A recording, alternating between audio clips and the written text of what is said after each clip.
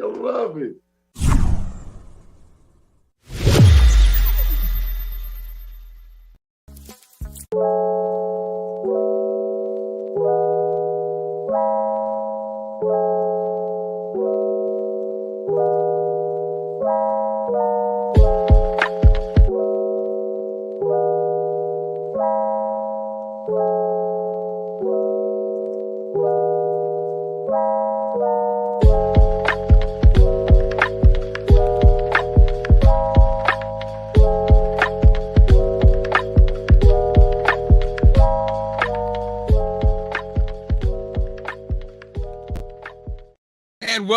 Welcome to the Mark Clark Show. Marc and Bootsy back at it. Yes, What's sir. Going on, my friend? How are you, sir? I'm doing amazing. You're looking very studious. Well, Marital too. Bishop, I don't know what that word you just broke out with, but I take it. Whatever you said. Yes. Look, yes. This Bootsy, this is we're having some royalty on the show. Friend forever. Okay. But I don't know, Bootsy, I don't know how many people. Now, you got a chance to touch the hem of the garment of Chuck Brown.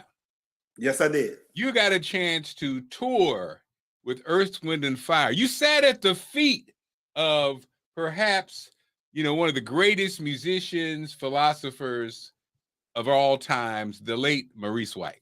Rest in peace. Our guest tonight has leapfrogged us all. Not many of us. Now, first of all, super talented media personality. She has an amazing podcast. She's an author. She's a thought leader in the field of religion, something that we need, but we don't have. No, but she actually just recently, Bootsy, interviewed the Pope. Wow. And I'm not talking about shook his hand and walked by a couple minutes. She sat down, Bootsy, and is one of the few people in the world who's had a full-scale sit across from conversation, look him in the eye, the Pope. And I was so excited. Again, Allison's childhood friend. So she basically unofficially is family. You know what I'm saying? I'm married in. Without any further ado, Gloria Purvis is in the building. Gloria, what's going on? Hey, so happy to see you, Mark. Nice to meet you, Bootsy. Hey, I got the same color on. We do. Please don't take this as an insult, but at first when you show, I said, is that Marlon Wayans? Do you get that a lot? But I absolutely take it. Right. At first I was like, wait a minute. And then when he said Bootsy, I said, okay, that's not Marlon Wayans, but okay. I've been called worse. So, okay, now Gloria, first of all, let me just say how proud I am of you. Oh, Mark. Now, Bootsy, Gloria Bootsy, in addition to being a musician and being a famous personality in DC, he's also a teacher. So he's a teacher. He's a cancer survivor, All right. Stage 4, 2-time stage 4. Brother, what? So when you talk about a relationship with his maker, he got one. Yes, sir. Now, won't he do it? Okay. And so Gloria, what I love so much, and I know you're not a Bootsy. Gloria, she's not a gloater like us. She's better than us. She's not a gloater, Bootsy. Humility. Gloria, who basically is, she is the toast of her space, her niche that she's in. She's the queen right now. but there was a time, Bootsy. There was a time. Way back in the day. Come on now, Bootsy. There was a time when they trying to, DJ Khaled always said they when he say they didn't want her to win it. No, they tried to, wait a minute, Bootsy. They trying to tell her that she does not deserve to be the leader of the show or the star of the show or the number one personality on the show, Bootsy. But again, the blessing was, she was raised. She always knew who she was. God told her who she was at an early age. So that really wasn't it. While she was frustrated, Bootsy, she did not believe their words. She did not believe, she understood. And then Bootsy, I saw her go on the path. And Bootsy, you've been there before too, where you go into a new situation or they're thinking about pulling the trigger. They may or may not hire you. They're trying to decide if they want to pick you. When the reality is, the question is, does she want to pick them? And so Bootsy, after all that, oh my goodness, Bootsy. God did. Come on now. Yeah. Come on now, Bootsy. True. You bumping your gums talking about we may or may not, or let us think about it, or we might make a decision, we might do it, we might pull the trigger. She met with the Pope, baby.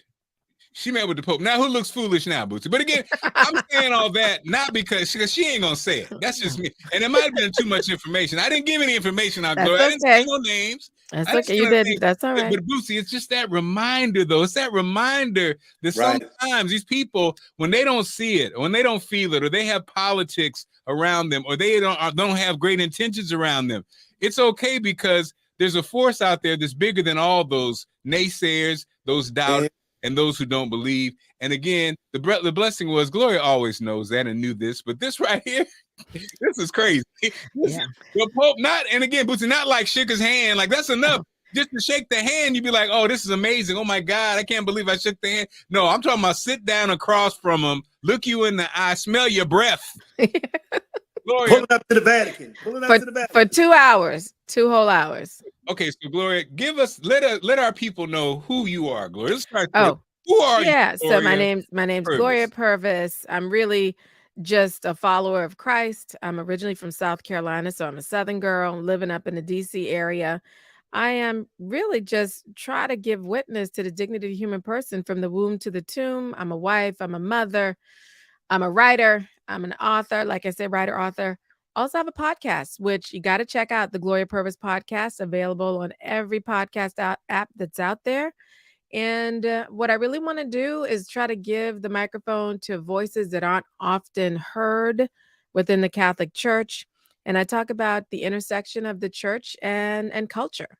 And that's who I am, just in a very short sentence. I won't talk about any of the other stuff I've done because I'm like, oh, do you need to know that? Maybe not. Maybe it'll come up later in the conversation. But I will say this. I'm the inaugural Pastoral Fellow at Notre Dame University on human life and dignity. And I recently received PhD in humane letters from the University of Portland. So that was a big, exciting things recently. So accomplished. Now, Gloria, Bootsy, I call Bootsy the questioner. Okay. Because he's got a million questions. Come on with it. It's interesting, Gloria, because I think, just because you happen to be Catholic and you happen to be African American, there's so many issues that kind of come up. And I notice you kind of we've talked about it off the air. You get kind of sometimes put in the middle, and there's controversial issues. I think in some cases, a lot of times it kind of goes down, like you said, conservative lines, and we know the politics that are at play. And I think you do a great job of just keeping it real, keeping it real. And years ago, and it's interesting. I'm curious, Gloria, like the space seems like it's kind of changing because of people like you or because of you. But there was a time, even just years ago, right, when you were considered almost outrageous in some circles, right? You almost radical. Like, I'm radical. Why? I'm radical because I'm a Black woman who has to be Catholic. But so Gloria, has that changed at all? Give me a snapshot of, because again, we talked over the years. We've talked, and you've kind of like, it's gone from conception when we talked about certain things to now you are not just doing it, but you've been doing it. It went from you were thinking about, oh, I think I might do this, to now doing it and killing the game. So Marc, you're being so humble. Marc was big time a mentor. Marc was big time someone that so okay, this is how the deal is in this space. Let me just tell you, okay? It really helping me understand that business part of it. And I'm so grateful to him. And of course, his lovely wife, Allison, that is basically like a sister to me. I mean, we are, but I have to tell you, Marc, absolutely 100% was there for me from day one. Any questions, any doubts, I'd call him up. And he's always so generous with his time. So I have to give mad kudos to Marc Clark for reaching back and helping another one of us. You know what I mean? Even though I'm in a different media space because it's mostly religion based, he helped me understand the business is the business, is the business, And so, Marc, I'm so grateful to you, really, for everything that you have done for me and continue to do for me. So let me just say that straight off the bat. But yeah, I would say there aren't really any Black Catholic voices like mine in the media space, in the sense that for some reason, people assume that if you're Black and Catholic, you just cannot believe everything that the church teaches, that you would be in revolt with what the church teaches. And I'm not. But so when I came out, most people knew me because I was a strong advocate for the dignity of women and preborn children. And because abortion is a lot of times targeted toward Black women, it was surprising for people to see a Black woman who also is a feminist come out and say, I don't think this really helps us. And so it was really new in the Catholic space for a Black Catholic woman the marketing is abortion liberates our community, liberates Black women, helps us get out of poverty and all these things. And I said, hold up, wait a minute, I don't agree with that. And so that got a lot of attention. And I was sad to say that sometimes in the Black community, people assume because you speak like that, they assume that you must be far right wing, nutty kind of self-hating Black woman. And that's not me. I'm a pro-Black, pro-life, pro-woman, pro-family, pro-marriage Black woman, very much within the community. But it also was hard for conservative, white, pro-life, Republican Catholics to sort of where to place me. You know what I mean? They were like, okay, we like her oomph on these things. But then, with Ahmaud Arbery, with Breonna Taylor, with George Floyd, and I was like, yo, this is evil. It was shocking to people because then I helped them see that I do believe human dignity is real from the womb to the tomb. And so to speak out about police brutality is as an evil. In spiritual terms, that police brutality is an evil, that the racism underlying that evil is a rebellion against God's word, really shook up that whole space with these conservative, pro-life, Republican, I'm just naming the things that, MAGA folks were like, what?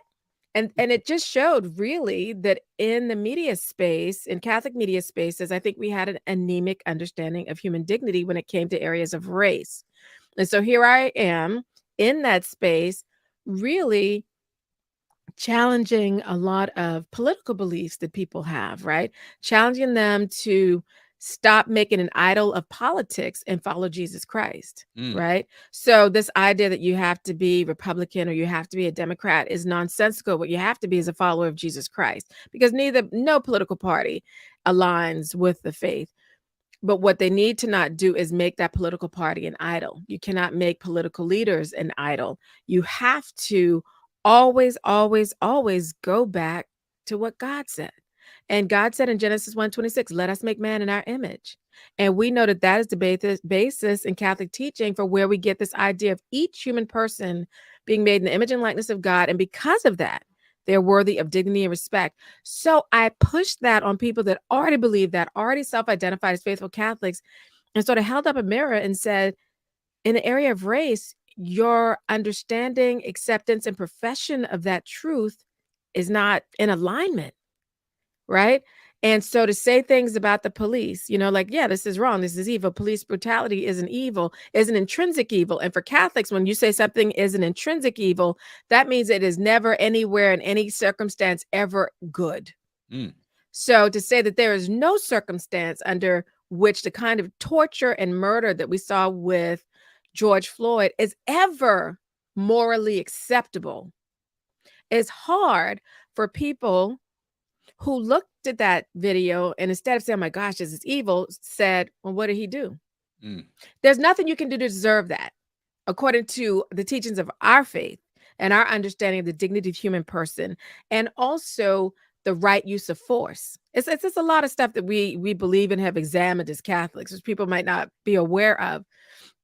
And so that really started to make people uncomfortable. People who thought, hey, I'm a good, devout Catholic, it started to rattle them a bit, because I'm pointing out these are areas that we are still in need of conversion, right? None of us have arrived yet. And in particular with the history in the United States, we also as Catholics believe that the evil that someone does, even after they die, the evil act that they did still has repercussions. And so if you look at the evil of racism, even before we were a country, even in the colonies, we are still dealing with the centuries of that evil, okay? And it's going to take effort on the part of believers to confront that evil and dig up the roots that are deeply in the soil of our country, and dig up those roots and jettison it. And that is a very uncomfortable thing for people who, unbeknownst to themselves, have been conditioned to have anti-Black sentiments. But why are they surprised when you rebel against the word of God? And that rebellion is a part of building a nation. Why are we surprised that people will be conditioned to believe those lies, even in ways that they didn't necessarily think about it? But as Catholics, that's the one thing that we're supposed to do. We're supposed to be introspective about our cooperation with evil, our attraction to certain evils, and to then, once we recognize that, to work on it. Because our whole goal is to, they say, get rich or die trying. We got the other rap song, get holy or die trying.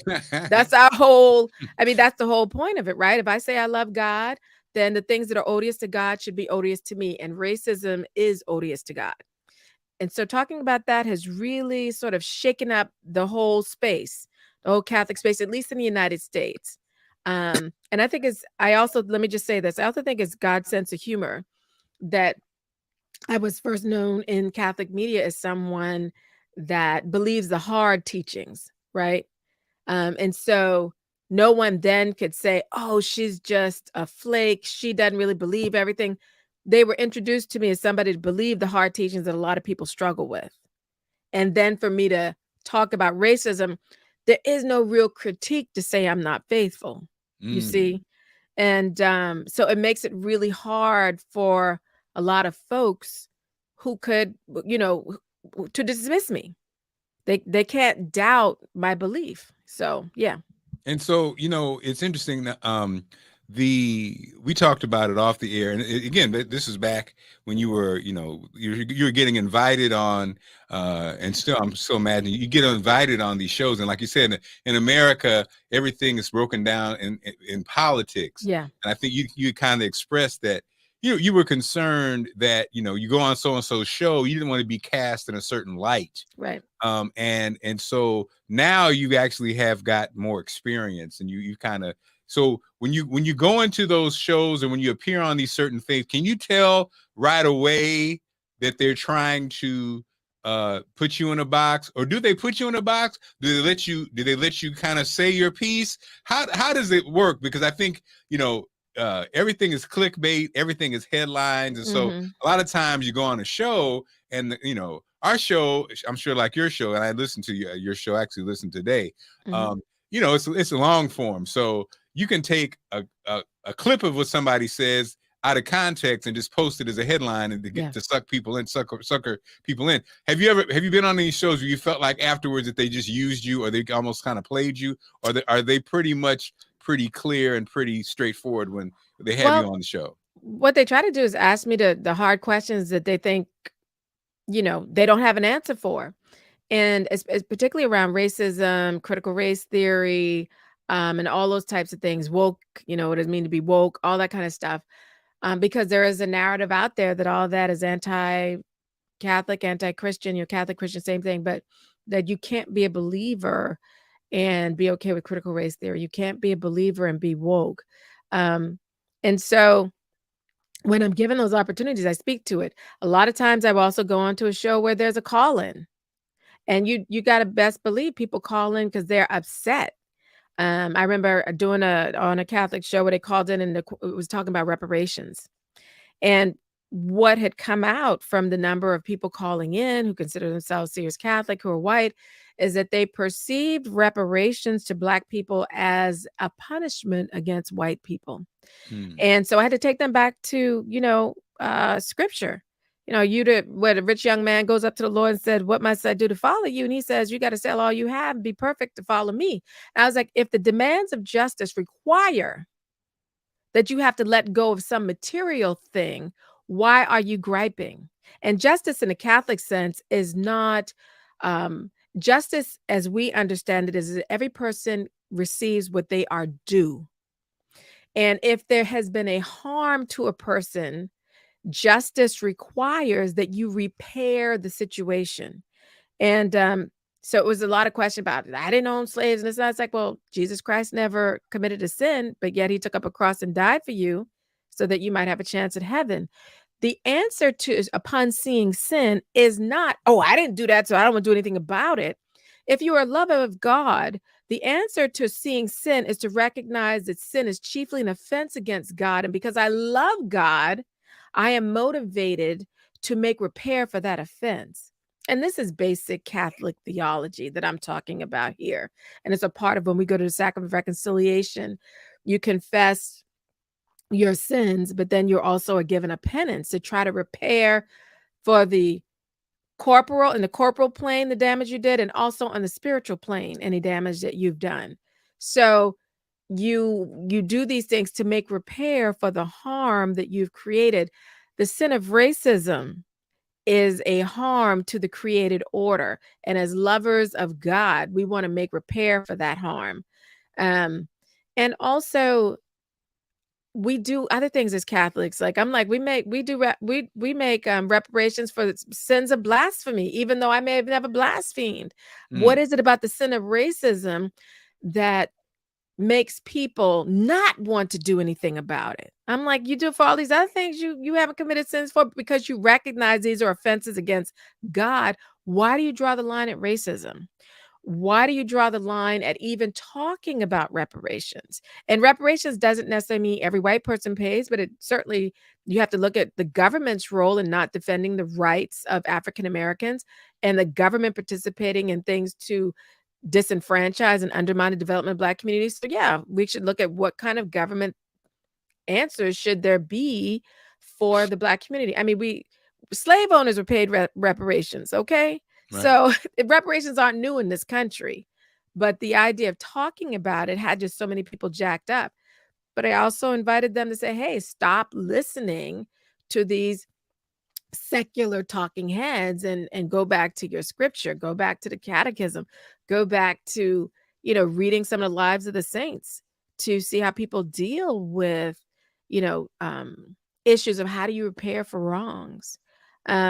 So you don't get hyped up and feel like, oh my gosh, are these Black people taking things from me, rather than thinking, oh, I'm making repair for the great evil and harm, to the world because of these sins. I mean, some of this is just basic Catholic theology and our understanding of sin and grace and repentance and things like that. So I wasn't saying anything that they shouldn't already have known. But it was just helping them apply what they already know to this particular situation, which may be, a difficult thing for some people. I think the way you deliver the message and your knowledge is so powerful, because I think that is, anytime you talk about race, religion, finance, whatever, a lot of times it's hard, especially race and religion and probably sexism, because it's almost like it's hard for even people to relax and listen. They're in the defensive position from the rip. They're not even listening. They're not being objective. It's hard for people to be objective about, religion and race and things like this. So I know, Bootsy, I know you have. So the Pope visit. So Bootsy, I see you there. You're coughing. I didn't know if the devil was trying to push some dust out of you. I don't know what's going on. What do you have? What questions do you have for Gloria before we hop into the whole Pope visit? Well, first of all, I'm loving the discussion of just being open and honest and transparent. Mark, you may not know this. I was born and raised Catholic. What? My mama was a choir director at St. Martin's Church in Washington, D.C. I know exactly where that is. Yes. Yes. So on North Capitol. Shout out to Father Kelly. Me and him was school. That's my guy. I had every week, Gloria, this man gives me a secret. I had no idea. Go ahead, Bootsy. Yeah, so I'm born and raised about 2 blocks away from St. Martin's. I was a part of the youth choir. I went to St. Martin's, the school in the beginning before I went to, and my mom was the choir director there for like 13 years. So okay. So as you know, in DC, there is a rich historical thing of the Catholic Church. And for people who do know, at one point, Catholic Church in the DMV, but especially in DC, they were heavy in community issues. Still are. And they were heavy into schools. The Catholic school system was probably charter schools before the word charter school came. Yeah. It was heavy. Yeah. I would love to know, because it has been a interesting relationship with Black women in the Catholic Church. I would love to know, what made you come to this calling, and what did you think your purpose was going to be as a Black woman in the Catholic Church, which traditionally has, I don't want to say they've not been kind, but well, okay, so when we talk about the Catholic Church, we have to remember it's not just the United States. And actually, the Catholic Church, by and large, is a church of color. Right. It's not a predominantly white faith. I mean, the church right now is blowing up in Africa, in Asia, particularly in the Philippines and stuff like that. I mean, so the church is really blowing up. Now, in the United States, if people are interested, a good book to read would be The History of Black Catholics in the United States by Cyprian Davis, OSB. He's an African American. He's deceased now, but he was a Benedictine monk, a priest. Great book. And what you see in the book is pretty much a history of neglect, and some of it is outright opposition. But then you also see the Black community organizing itself, and the Black Catholic community going out and evangelizing other Black Catholics because of the truth of the faith. So you got people like Daniel Rudd, who started the National Black Catholic Congress, which is still in existence. You've got Venerable Augustus Tolton, who is the first publicly identified Black priest. I mean, there were other Black priests, but they were white passing, and they became bishops from one family. One of them was the president of Georgetown at the time. The Georgetown University didn't admit Black people. I mean, it's just really rich. But the Healy family, they were actually the first Black priests and bishops, but they were not publicly identifying themselves as such.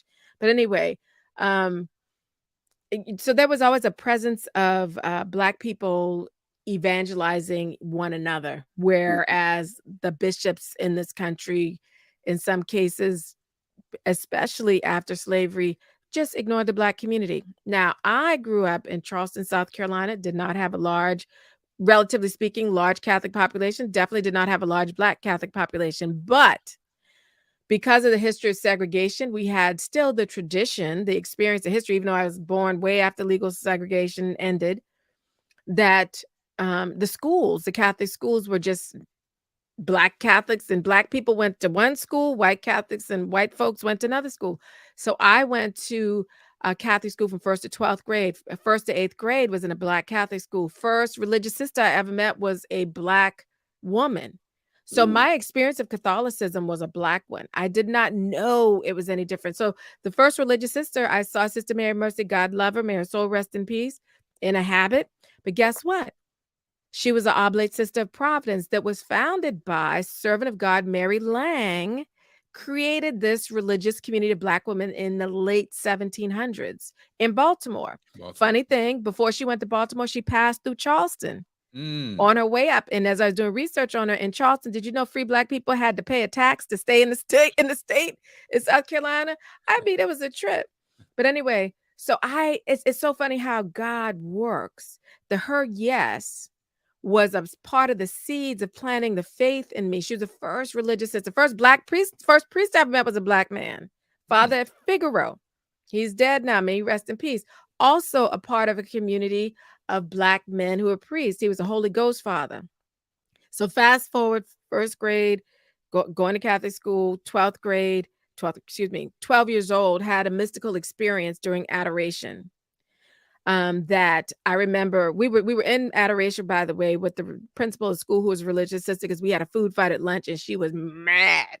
And after we all admitted that, yeah, we did this food fight, instead of like beating us upside the head or expelling us or putting us on probation or detention, she was like, we got to go over to the church. And I went to the Cathedral Church school in Charleston, South Carolina. So right across the parking lot was the Cathedral Church, went into the lower church. They were having adoration. And for those who are not Catholic, that don't know what adoration is when we have something exposed called the Blessed Sacrament, and we'll sit there and just pray to God. So it was during this, and it's quiet. You go in there quiet. You can't go in there making a noise. People will be looking at you like, I'm trying to have a moment. Could you shush? So we're in there quiet. And Sister Carmelita, God bless her, was on her knees in front of that monstrance. And the monstrance holds the Blessed Sacrament. And it's a beautiful, usually gold-plated thing in the church, sitting on the altar. And she was on her knees working it out with Jesus.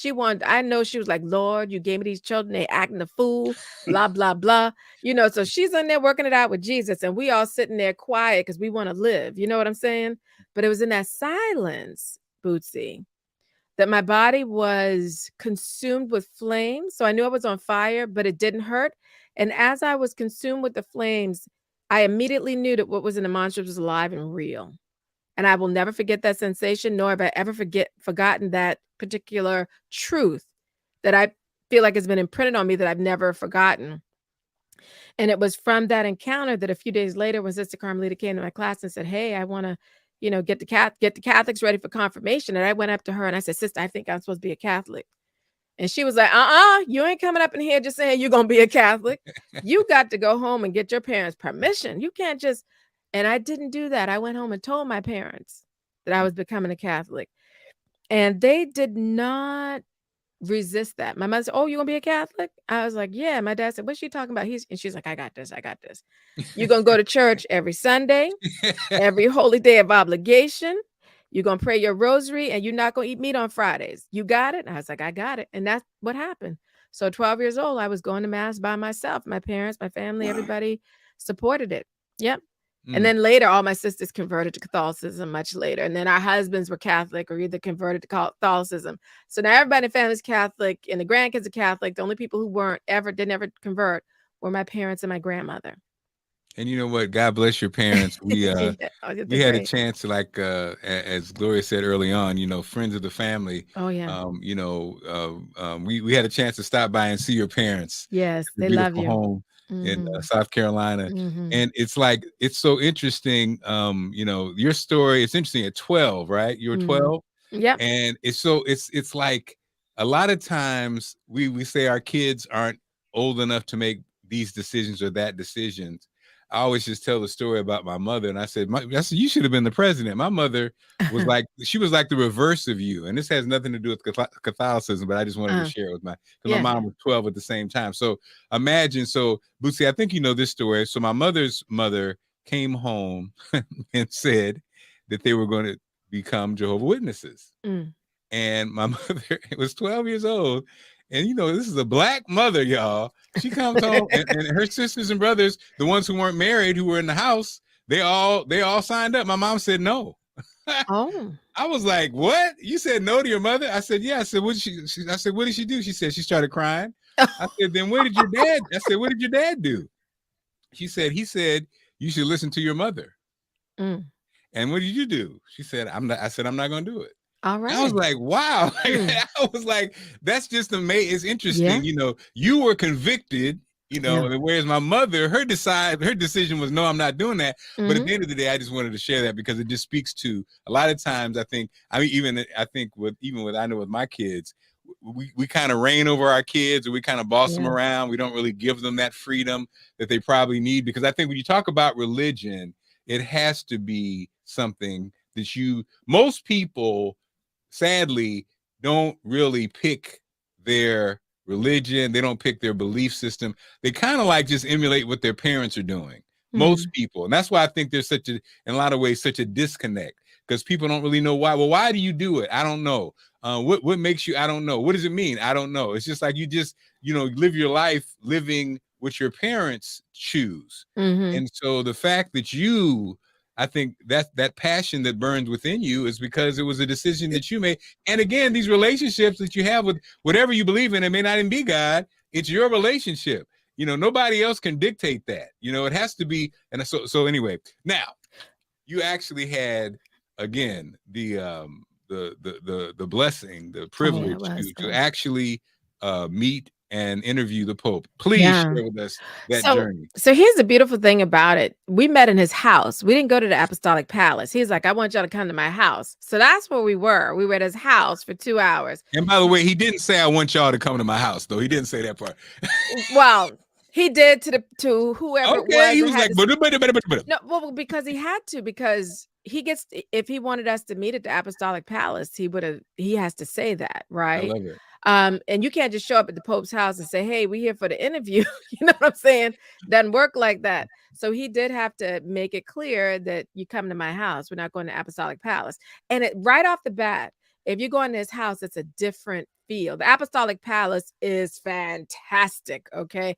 I was like, doggone, I want to be inside there and see it. But I'm much happier to go to his house and have a much more intimate experience. And when you go to the Pope's house, by the way, he lives in Vatican City, which is its own little country, really. So you have to go through loads of security. And it's kind of cool to see those Swiss Guard in their like centuries old outfits. But somebody was telling me those dudes know jujitsu. So don't mess with them. Don't mess with them. Okay. Don't mess with them. And they also are all the Swiss Guard, because they were something that this I want to say the Swiss monarchy centuries ago gave them as protectors of the Holy Father. I don't know the whole history, but literally the Swiss Guard, you must be Swiss. You must be Swiss born. And just a little side note, they had their first Swiss Guard of color. I wouldn't say the last 10 years, who is Swiss. He was adopted by a Swiss family. And I want to say he was a dark-skinned Indian. I want to say he was from India. So you had this dark-skinned Swiss Guard, which was like a big, new thing, but he was 100% Swiss. So anyhow, that was like an interesting aside. I didn't see him. I think he's already done his term and is out. But anyway, so we're going in, we go to his house and we go in this room, and it doesn't have like any grand tables or anything like that. It's just some chairs and a little semicircle. Now, let me just say this. The Pope's house is nice.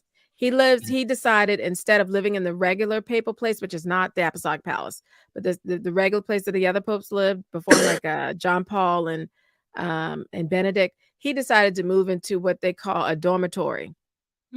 So he lives at Casa Santa Marta, which is a dormitory, but it ain't a dormitory like what we think. Like, okay, let me just say it's still nice, still very nice. And so we're in there waiting for the Holy Father, and I look. And he just walking up the hallway with his walker, and he's very steady. He's very robust. He wasn't like swinging from side to side. He's just using the walker to walk. And I'm like, wait a minute, there's nobody introducing him. Nothing, So he comes in, and one of the people in my group introduces him to all of us. And he's just like, hey, he just was so personable. He looked really good. I tell you, if we had sneaked in a steak and a bottle of wine, he would have been happy, because he's Argentinian and they like steak and wine and stuff. So I'm telling you, he was just so like eager and to meet us. And when he looked me in my face, the way his eyes brightened and the smile, I just knew. You just felt the love, and you felt that he was genuinely happy to see you. That's what I felt. And his closeness to me, to get so close into me and to shake my hand and to just, let me know he's happy to see me. And then we sit down there and we spent 2 whole hours talking about everything. And let me tell you something, he was not at all defensive. He was not in any way like trying to be clever or to maneuver around. He talked straight on, dead on. It's dead on, looked you in your face, talked to you. Okay. It was not any kind of dance around or I don't want to answer this. It was like a man talking to his sheep, his children, and that there's nothing off limits for us to discuss. Nothing, nothing, nothing, nothing. And just a authentic, right? Just an authentic person. And one of the things that kind of made me laugh is, there was a question like, people are saying you haven't named the Russians in this Ukrainian thing. He's like, well, who else am I talking about? Who else could I possibly be talking about when I'm talking about these things? But it was kind of like, it was so funny when you see, well, who else am I talking about then? And by the way, the Russians got really mad after the interview we had with the Holy Father, because he did name the Russians. And so it was all over Russian media. The Russian foreign press secretary was losing her mind. And then this is all of a sudden the Vatican.va website was down. And, all of us are like, was this the Russians hacking, doing this in retaliation? Don't know. But it was just an interesting sort of coincidence right after all this. I asked him two very specific questions. I asked him about, I gave him a little background, which I'm sure he already knew, but I was like, we as Catholics know abortion isn't evil. That's a no-go. And then I was telling him, how about in the United States recently, the Supreme Court ruled that there's no constitutional right to abortion. And should our bishops prioritize abortion in relation to other social justice issues? Right? To ask him that, because there's so much polarization. And he did say polarization is not Catholic. He's like, that is just not even a Catholic thing. All this left, right is nonsensical and wrong. He basically says, the bishops need to be bishops. They have got to be shepherds to their people in all regards. And so whereas a bishop or the church's response is seen as merely socio-political is a mistake. That we've got to be, he's not saying that we can't be wanting legislation to defend life in the womb and to protect mothers and all that stuff. He's not saying we can't do that, but that cannot be all that you do. You have to be, for the bishops particularly, you must be shepherds. You've got to be a pastor. You must care for the people that God has given you. And each bishop in the United States has their own territory, if you will. We call them dioceses. So each bishop is responsible not just for the Catholics, but for every soul in that diocese. And it was just such a call out to his brother bishops, because he's also not only the Pope, he's also the Bishop of Rome. It is such a call out to all his brother bishops to have the heart of love towards your people. And no matter what circumstance they're in. And he talked about, saints and sinners alike, they're all together to the end, and we are called to serve them. And it was just such a beautiful response. Then I asked him about racism, and basically was like, why should any Black Catholic stay in the church? Right? And he says, I want you to let every Black Catholic in the United States know that I suffer with them. And he says, and he's like, don't we have Black bishops too? Right? Like, this is a good thing. I said, yes, but the typical experience of the average Black Catholic in the United States is not in a church with Black priests or not in a church with Black people. The average Black Catholics in the United States is in a church with a white priest and white folks who may be hostile or indifferent to our suffering.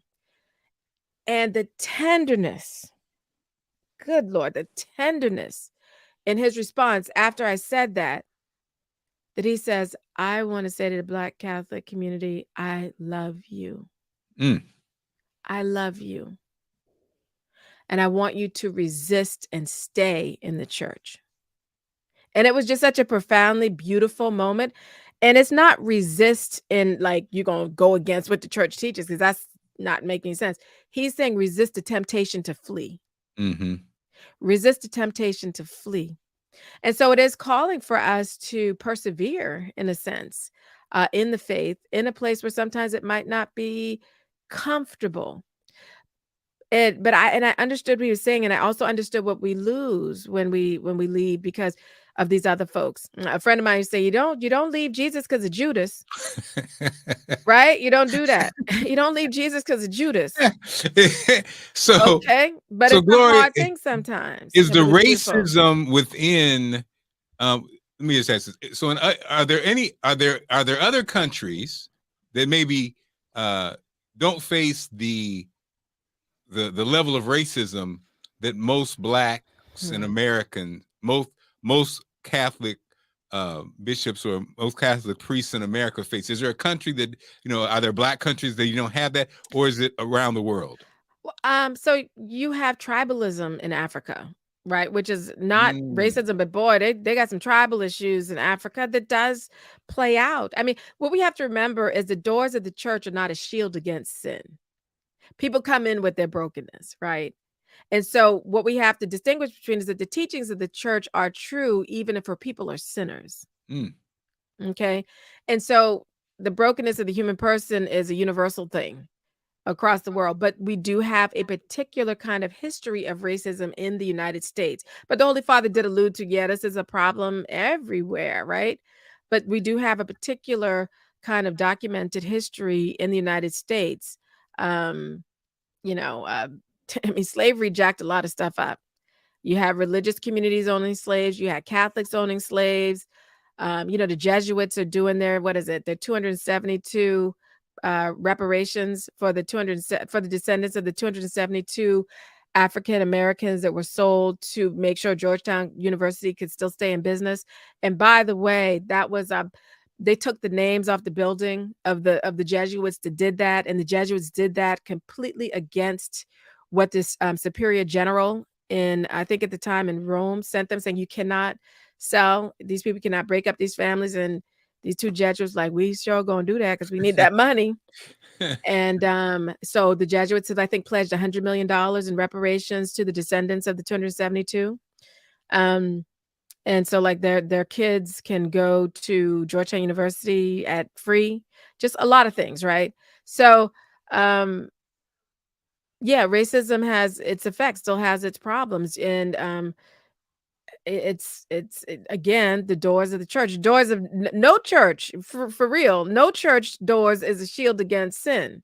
If people come in broken and with sinful tendencies and acting on those things, we go there so that we can be healed. We go there to receive grace and help in this walk, right? And we go there with our eyes open, realizing that this is our life's work. I remember when I was an adult and came to the conclusion, I got to do this forever. I was like, forever, ever? Like outcast? And the answer is yes, forever, ever. We are called to reject sin, or as we say during Lent, on Ash Wednesday, we get those ashes on our forehead to remind us that from dust we have come, and dust we return, and repent and believe in the gospel. That's our life's work. And so it's no different for me. I might be jacked up in a different way. You know what I'm saying? But it's the same thing. And let me just say this too, which I think when I do a lot of speaking nationally and internationally on this matter, I've done a lot of Catholic spaces. And I tell these white folks, I was like, you're a victim of racism too, in that as much as you were seduced by that lie from the pit of hell, you are behaving beneath who God made you to be. So yes, while my people are on the receiving end of that oppression, you also are being deceived and deformed. Okay, because you are not behaving according to God's plan for the human family. Right. This racism has got you wrecked. And you have to, just like all of us, we have to do this introspection and discover our brokenness, and I tell them, I said, and it's going to be a very hard thing because of so much conditioning in the media, just the way that we even talk about things. There's so much conditioning to anti-Blackness in this country that sometimes people don't even detect it. Yeah. So when you start to, and I encourage people to pray and ask God to reveal these things. And I said, when you ask him, be ready. Okay. Because he does slowly can pull the veil off of people's eyes. And if you sincerely find evil repugnant, he will show you that evil that you hold closely. Come on now. Okay. So for people to try to wake up, to be awakened, to be woke, right? To the suffering of another, particularly in the area of race, and want to do something about it is the most Catholic thing you can do. And a part of that is this introspection to discover, as we say when we say our act of contrition, to help me avoid the near occasion of sin and sin itself. But to avoid the near occasion of sin, I got to recognize it. So that's why every night as Catholics, one of the things we're supposed to be doing, not everybody does it, sometimes people don't even know it, is we're supposed to be thinking about the 4 last things: death, judgment, heaven, and hell. And we also supposed to be doing our examine for how to, throughout the day, Yep. how did I fail? And how did I do all right? And then ask the Lord for grace and help to do better the next day. But a part of that is recognizing my own tendencies and preferences to certain types of sins. Yeah, so that I can try to do better with God's help and his grace and all that stuff. So Gloria, how have you been changed after meeting the Pope? Oh my gosh, I'm still meditating on the things that he said. One of the things that I think definitely changed me is I realized that the secular press in the United States has not helped us understand or report at all on who he is. I think because we see somebody as a world leader, somebody with as much power as we perceive that he has, they want him to act in the way of a head of state that can wield power. But one of the things he said in the interview is he says, "I am not a conqueror."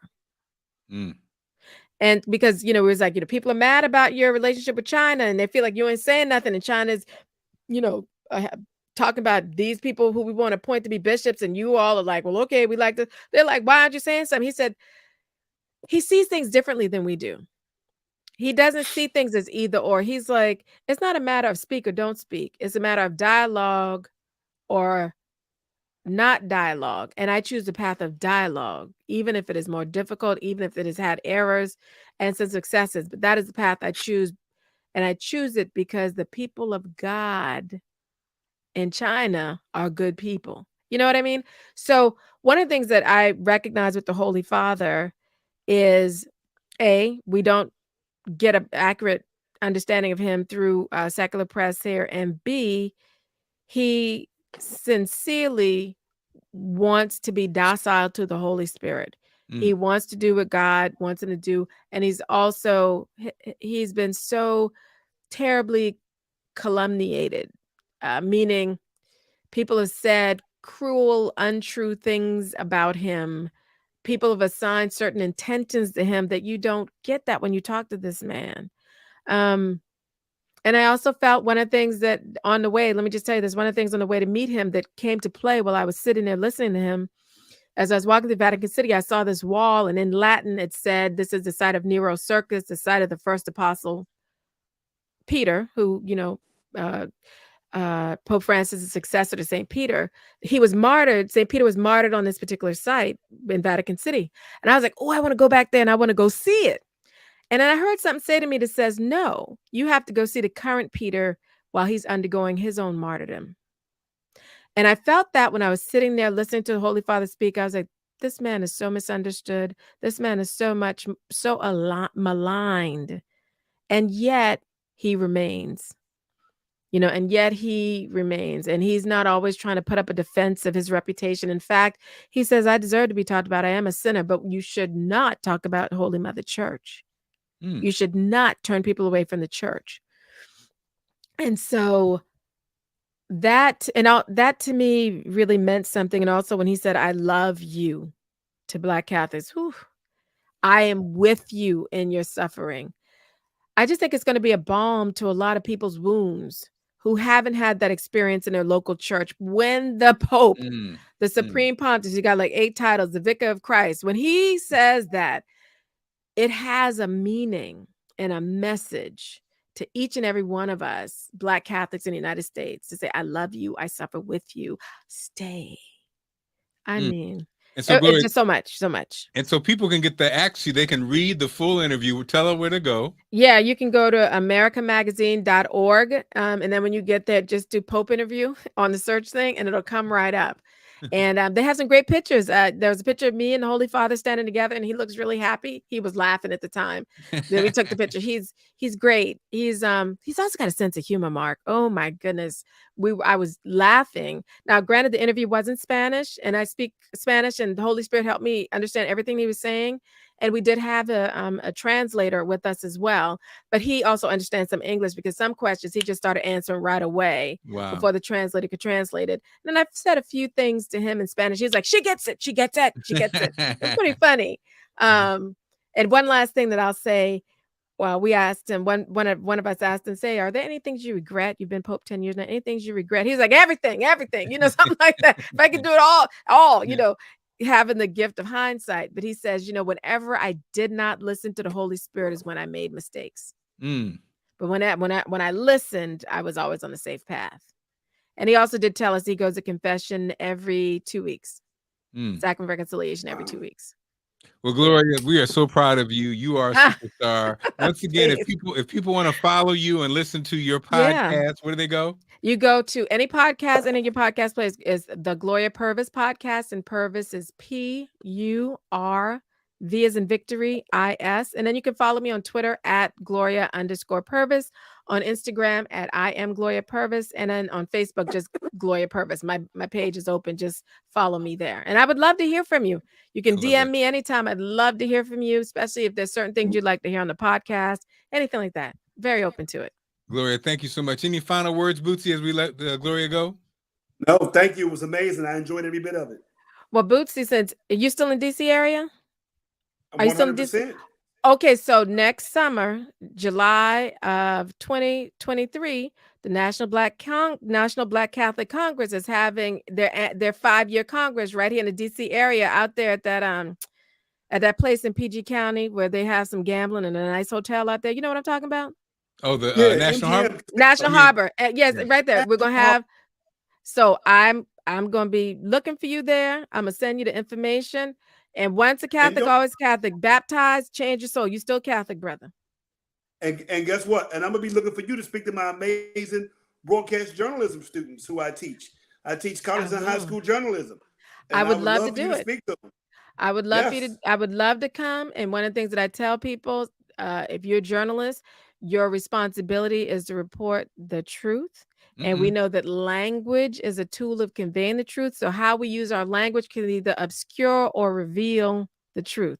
So I'd love to come and talk with your students about that and having, virtuous journalism. That's really important. I love it. So, yeah. Gloria, thank you so much. Love you. Thank you. Love you too. All right, guys. Have a great night. And Merry Christmas if I don't see you guys before then. Definitely. All right, take care. Thank you. Gloria Purvis joining us, Bootsy Vegas. And it's so interesting, it's almost like surreal that you would meet the Pope, right? I mean, huh? That's to sit and not just meet the Pope.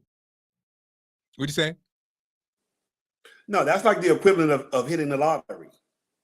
It's crazy. And the thing, Bootsy, again, the funny part about broadcasting with Gloria, I won't say the specific channels, but you can imagine a Black woman in that space, and they were hemming and hawing this certain platform about pulling the trigger. Now here's somebody who's been speaking all over the world, who is brilliant, obviously. And the old guard, they had teamed her with some older guys, and they, you're fighting over the microphone, and then this other large platform was hemming and hawing, have her sit in for a week, and then, well, we don't know. Well, let's think about it. And then, like you said, from the broadcasting, Bootsy, and what we've been through, I told her, man, forget about those cats. And then here comes a company that paid her, almost, much more than was even in the conversation before, and fully support with, producers and marketing and promotion. And now the Pope. Imagine if she had taken that other spot just because it had a big name, and because, you know what I mean? And so I think it's you and I have been through this so many times, but it's just always a reminder, Now, it's interesting. I as I get older, Bootsy, it's weird. When we talk about formalized religion, the formal religion, I'm finding as I get older, I'm actually losing grip on that. You know what I mean? I'm less likely to go to church, less likely to follow a certain way of doing things. Right. I know. More I know likely what you're trying to say. just more likely to just have conversations with whatever I believe in. You know what I mean? Mm-hmm. But at the same time, whatever that thing is that pushes your button or that motivates you, that I think that's it. You just have to believe in it. And for some Right. people, it's, you know, it's a religion. Some people it's not. Some people it's whatever it is. I think everybody has a right to do that. But I marvel though at people like Gloria who's really studied, Right. and it's Passionate, found their purpose, but also exactly. their purpose in the midst of it, which is not always Exactly. the case. Exactly. Because I think that's the part. I think, and like I said earlier, I think a lot of it, I really realized, as somebody who was searching and asking questions, I realized a lot of people, majority of people don't really have the answer. They just do what their mom and daddy told them to do. Right. Or they told them what Big Mama told them to do. And I think Pretty much. sadly, then when those moments come, like you face the ultimate, you face death. You Right. stare at death. And that's when whatever you believe in, that's when it comes, probably that's the moment, right? Yeah. I'm asking that, Bootsy, because you know better than me. Isn't that pretty much true? I imagine. 100%, my brother. 100%. It was them years of faith, prayer, learning, subscribing to it, and that was the moment when it was time for it to kick in. So 100%. And 100%. Bootsy, you know, some people hear voices. In your case, did you hear voices? Was it a feeling? What did you go through in I your had darkest hours? I had voices, but I will say this: I had clear signs, and I had 2 clear dreams that had kind of predicted the future. And I've actually talked about this. Donnie actually talked about it. Had me come on the show talk about that. I had a dream about my mother and father taking me to an award ceremony, and it was basically they were telling me, you know, I mean, yeah, we're proud of everything you do. We can't wait to do. We're proud of everything that you've done. They were asking me questions on how'd you meet Donnie, how'd you meet Maurice, all that, and then they kept saying, "Oh, I can't wait to see what you're gonna do next." And then I kind of woke up out of the dream. To me, that was a clear 100% sign of we've been with you, we've been watching you, we're proud of you, keep going. And I knew what my purpose was when I left. Like I knew, oh, I'm going back to Deanwood. I am 100% going back to Deanwood. I tell everybody, even all the success the last 2 years that you have witnessed this boom happen the last 2 years. I knew it back then in 2019, 2018. That was when I had knew. I just knew, okay, this is where I need to go. And as you see, because you've had the same journey where we were last year and the year before.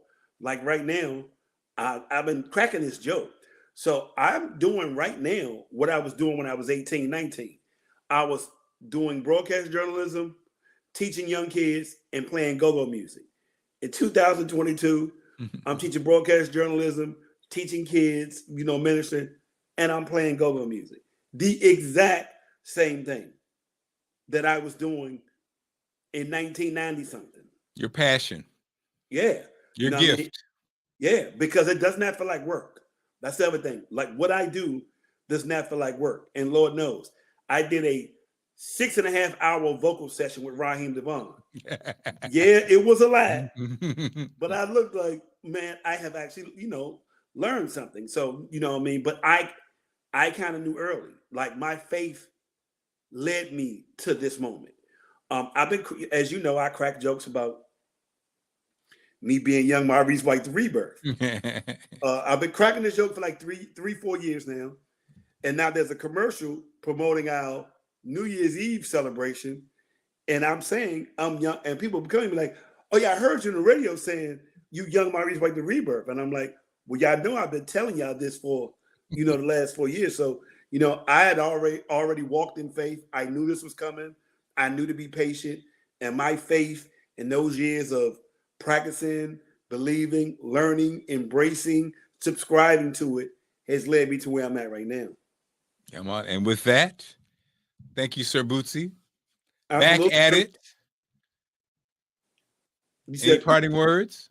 No, man. Just thank you as always. In these podcasts as we do, we never know who's going to come. We never know what we're going to hear, but it's always great intellectual conversations for our community. And we got a perspective of the Catholic Church. Yes. That probably needed to be heard or needed to be emphasized. And it's giving you a perspective, you know what I mean, on it. So, man, I loved it as always. Like every time I just get excited when you call me and say, you can still do this with me. So I'm excited about that.